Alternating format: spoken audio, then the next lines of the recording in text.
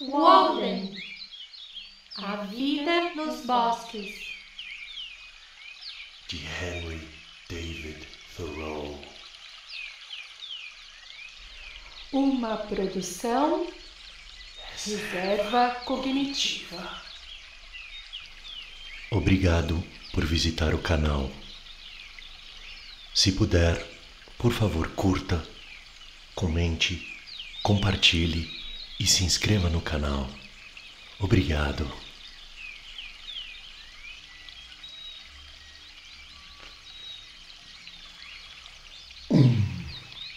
Economia. Quanto ao abrigo, não vou negar que agora é uma necessidade vital. Embora existam casos de homens vivendo sem nenhum por longos períodos em regiões mais frias.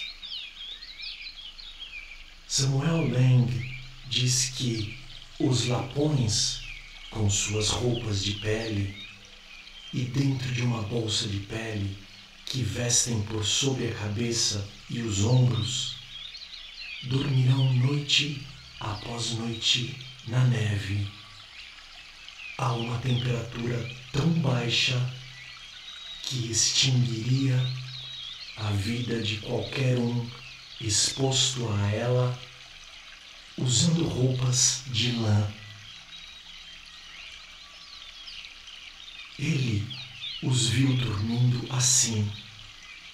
No entanto, acrescenta: eles não são mais resistentes do que qualquer outro povo. Porém, provavelmente, desde o início de sua vida na Terra, o homem descobriu a conveniência que existe em uma casa, o conforto doméstico, expressão que originalmente talvez se referisse mais à satisfação oferecida pela casa do que pela família. Ainda que esse conforto seja extremamente parcial e ocasional nos climas em que a casa é principalmente associada em nosso pensamento ao inverno e à estação das chuvas, e que em 2/3 do ano nada mais seja necessário além de um guarda-sol ou uma sombrinha. Em nosso clima, no verão, praticamente era só uma cobertura para passar a noite. Nas Gazetas dos Índios, uma tenda ou wigwam era o símbolo de um dia de caminhada, e uma fileira delas gravadas ou pintadas na casca de uma árvore significava quantas vezes haviam acampado. O homem não foi feito com braços e pernas tão longos, nem tão robusto, senão para que buscasse reduzir seu mundo e emparedar um espaço em que lhe agrade estar. Ele, a princípio, viveu nu e ao relento, mas, embora fosse agradável no tempo ameno e quente, durante o dia, na chuva e no inverno, sem mencionar ao sol tórrido, talvez tivesse extirpado sua raça em botão, se não tivesse se apressado em se vestir ao abrigo de uma casa. Adão e Eva, segundo a fábula, usavam folhas de parreira antes de qualquer outra roupa.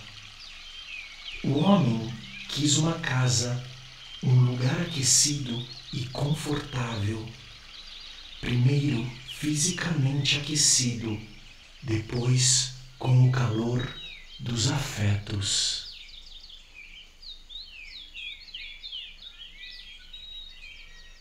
Podemos imaginar um tempo em que, na infância da raça humana, o primeiro mortal rastejou para dentro de uma rocha para se abrigar. Toda criança, em certa medida, começa o mundo novamente e adora ficar ao ar livre, mesmo na chuva e no frio. Brincam de casinha e também de cavalinho, têm um instinto para isso. Quem não se lembra de como era interessante, na juventude, olhar para aquelas prateleiras de pedra, ou mesmo só se aproximar de uma caverna? Era o anseio natural dessa parte de nós, alguma parte de nosso ancestral mais primitivo que ainda sobrevivia.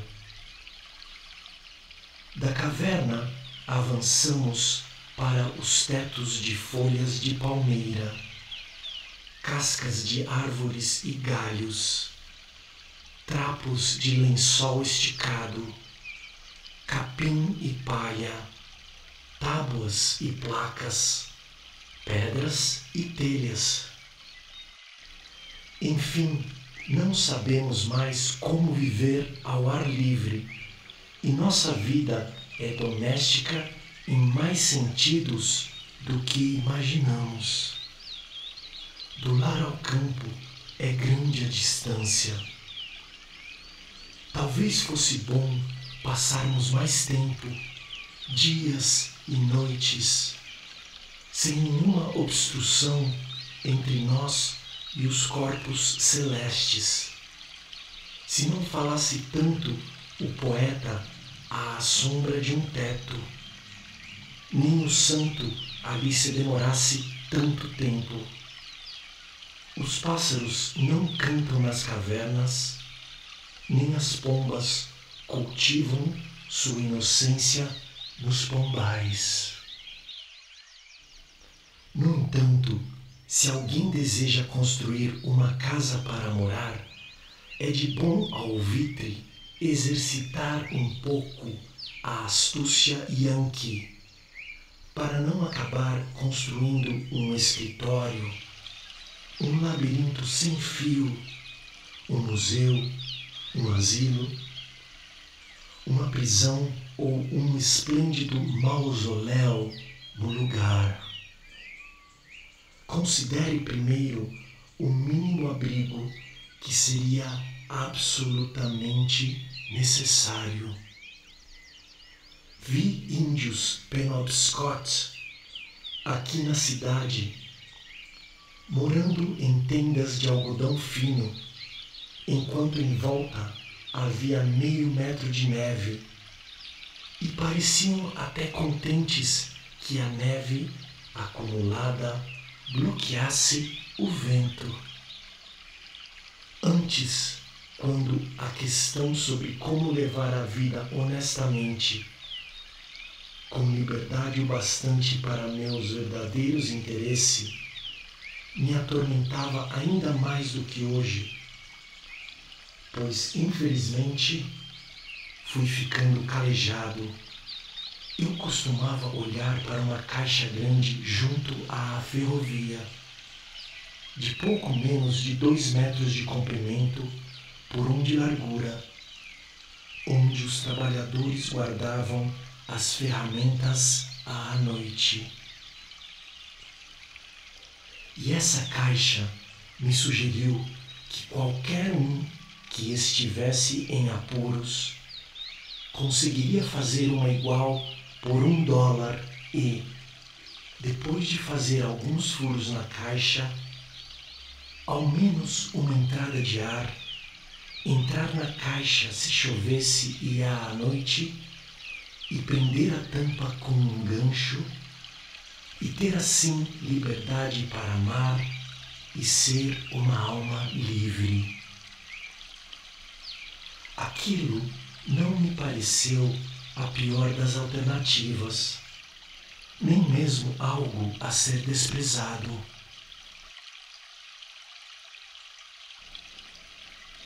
Você podia ficar acordado até a hora que quisesse e, sempre que se levantasse, podia sair sem que nenhum senhorio ou proprietário viesse lhe lembrar de pagar o aluguel.